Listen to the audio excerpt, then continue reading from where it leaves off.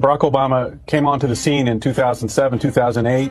He claimed a generic background. My father's a Kenyan goat herder. I'm going to bring everybody together, cut the deficit in half. Marriages between a man and a woman, very kind of moderate agenda with a kind of an interesting story, inspirational background. My investigation, which I concluded in my film Dreams from My Real Father, I show that his real biological father was in fact the American communist and Soviet agent named Frank Marshall Davis, who Obama admits raised him in Hawaii, and that Obama, in fact, had a very radical socialist background in the little-known world of American socialism and Marxism, and a radical agenda that he was hiding from the American people in order to get elected, and that had his true agenda been known and his true background, he would have been unelectable.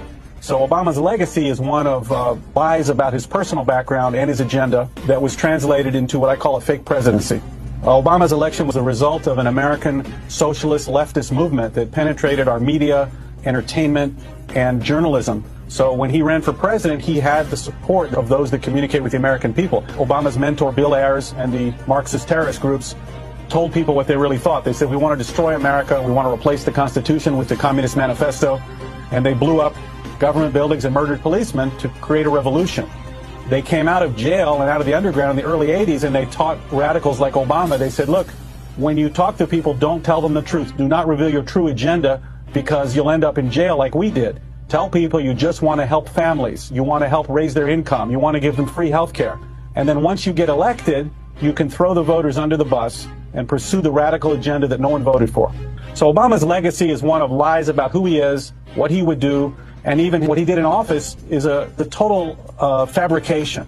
So we're left with a terrible taste in our mouths and a divided country. Obama is a professional agitator.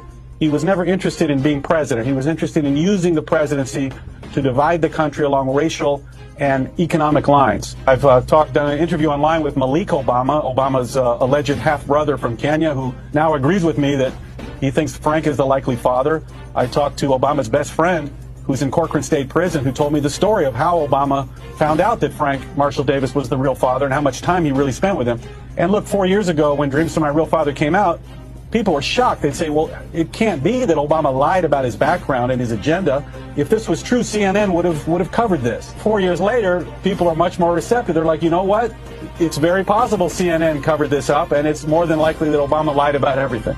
The radical left believes in this perfect utopia. They compare America to the perfect society, the perfect world, and they conclude that since it's not perfect, you have to drag it down and destroy it. Conservatives and normal Americans from flyover land, where I'm from Tennessee originally, we compare America to the rest of the world, and we're pretty happy that this is a constitutional republic with liberty and the right to pursuit of happiness.